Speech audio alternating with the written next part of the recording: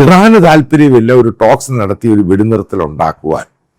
America തയ്യാറാണ്, ഏത് രീതിയിലും ഒരു സീസ് ഫയറും വെടിനിർത്തൽ, ഒരു പീസ് ടോക്സിന് തയ്യാറാണ്.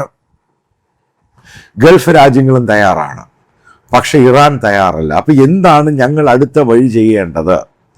ഇത് ലോകത്തോടും മറ്റുള്ള രാജ്യങ്ങളോടും കൺവിൻസ് ചെയ്യുക എന്നുള്ള സംഭവമാണ് ഇപ്പോൾ അമേരിക്ക എടുത്തിരിക്കുന്നത്. അതിൻ്റെ സംഭവമാണ് അത്. ഇറാൻ വരുന്നില്ല എന്ന് പറഞ്ഞിട്ട് പോലും അമേരിക്കൻ വൈസ് പ്രസിഡന്റും കൂട്ടരും പാകിസ്ഥാനിലോട്ട് വരുന്നത്. അതായത് ഗ്ലോബലായിട്ട് എല്ലാവരും ഇത് കണ്ടുകൊണ്ടിരിക്കുക. അതിനിടയ്ക്ക് ഇന്ത്യയുടെ ഡിപ്ലോമസി സ്റ്റാർട്ട് ചെയ്തു. കാരണം ഇന്ത്യയുടെ 2ഓളം വെസൽസാണ് അവർ വെടിവെച്ചത്, ഇറാനിയൻ ബോട്ടുകൾ.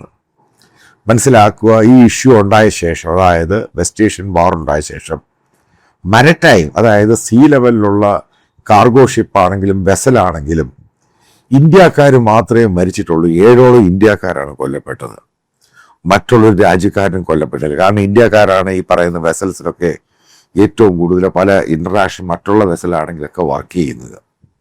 അപ്പോൾ ഇന്ത്യക്കാർ ഇതിൻ്റെ അകത്ത് കൊല്ലപ്പെട്ടിട്ടുണ്ട്. എന്തുകൊണ്ടാണ് അജിത് ഡോവൽ പെട്ടെന്ന് സൗദി അറേബ്യയിലോട്ട് പോയത്? അതിന് വലിയ ജിയോ പൊളിറ്റിക്കൽ പ്രാധാന്യമുണ്ട്. പാകിസ്ഥാന്റെ റോള് വല്ലാതെ കയറി വരുന്നു.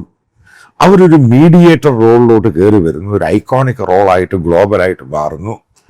പാകിസ്ഥാൻ എയർഫോഴ്സ് സൗദി അറേബ്യയിൽ ഡിപ്ലോയ് ചെയ്യുന്നു.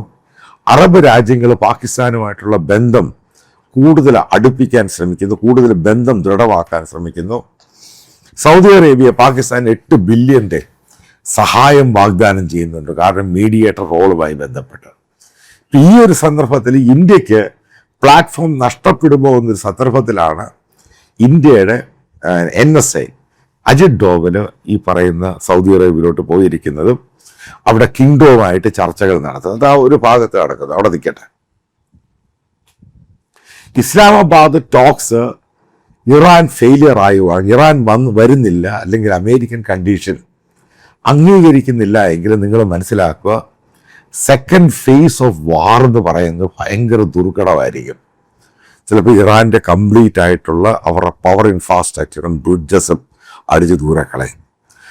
മനസ്സിലാക്കൂ, ഇത്രയും നാളും ബ്ലോക്കേഡ് വന്നപ്പോൾ തന്നെ ഇറാനിലത് സാമ്പത്തികമായിട്ട് തളർന്നിരിക്കുന്ന രാജ്യമാണ്.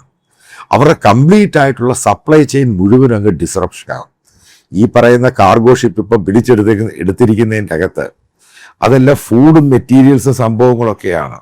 അപ്പോൾ അതൊന്നും അങ്ങോട്ട് അടുക്കാൻ സമ്മതിക്കാത്ത സമയത്ത് അവിടെ ജനങ്ങളുടെ ഉള്ളിലും പ്രശ്നമുണ്ടാകും.